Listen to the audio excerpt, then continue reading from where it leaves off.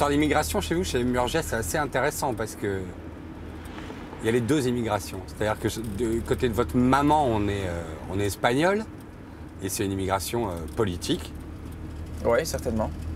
C'est probablement le franquisme. Et du côté de votre père, on est italien, de Sardaigne, c'est ça, hein? Oui. Et là, j'imagine que c'est une immigration économique qui doit être liée aux travailleurs contre le charbon, quoi. Voilà, l'accord du carbone et miniel. Mhm. Oui.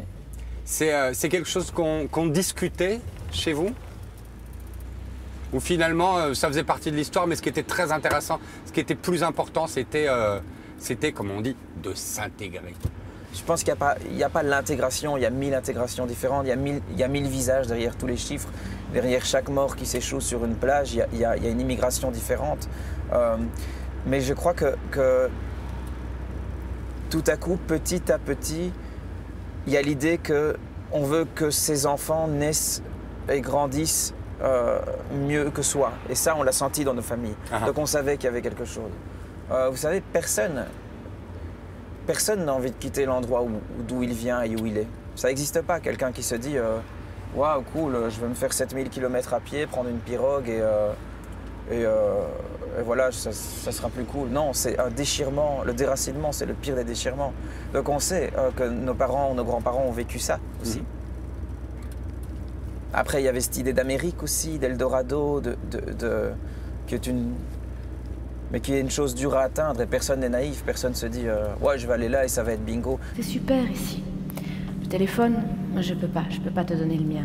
On en vend si tu veux. Mais je n'ai pas d'argent. T'as dit que t'étais malade, t'es vraiment malade parce que si tu mens, ça se saura. Tu peux travailler à la buanderie, on te donnera des sous.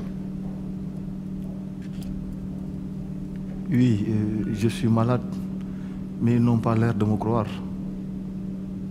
Prête-moi ton téléphone, s'il te plaît. Je pense que la définition d'un artiste, c'est qu'a priori, il n'est pas bien là où il est. Et quand on est dans cette hypersensibilité qui fait qu'on est sans cesse inconsciemment en recherche d'histoire, ouais, ça la fout mal parce que le monde, il est pas beau. Alors on peut y chercher de la beauté. Moi, j'aime beaucoup me balader dans le monde, aller dans les déserts, avoir des histoires avec ces déserts. Mais dans ces déserts, il y a toujours des gens très pauvres et qui n'ont pas forcément choisi de vivre comme ils vivent. Je suis en train de disparaître. Et bientôt, je ne pourrai plus parler. Disparaître? Mon corps, mon âme. J'ai mal déjà. Je commence à oublier qui je suis. Et bientôt, je ne me souviendrai de rien. Ils sont inquiétés, vos parents, quand votre frère et vous êtes allés au conservatoire? Ils ne se sont Ouais. pas dit oh, Si. on s'est battu, et regarde. Ouais, surtout quand... Moi, je l'ai fait, mais après, quand mon frère a décidé de le faire, je pense que, ouais. Mais après, très vite, on a eu la chance de travailler dans des choses qu'ils pouvaient identifier comme étant du vrai travail, pas... C'est-à-dire qu'on passait à la télé. Moi, je jouais dans la série Melting Pot Café. Ah, je me souviens. Donc ça devait être sérieux parce que... Parce ça que passait c'était à la la télé, RTBF, mon et que frère, c'était payé. pareil. Tu serais pas un peu artiste, toi? Qui, moi? Artiste? Ah non. Pourquoi tu me dis ça? Les gens sont désinformés sur le statut de l'artiste et tout. C'est, vous savez, moi, je connais pas un artiste qui a pas envie de travailler. Bah, bien Donc, sûr. donc voilà, après, quand on leur explique et tout, c'est bon. Mais c'est vrai que c'est pas forcément ce à quoi ils avaient rêvé, à mon avis. Mais ils m'ont toujours dit, fais un boulot que t'aimes faire. Te lève pas le matin en te disant, oh, fais chier, je dois aller travailler aujourd'hui. Et ça, je ferai qu'une chose, c'est le répéter à mon fils, parce que ça doit être terrible de s'ennuyer. Terrible.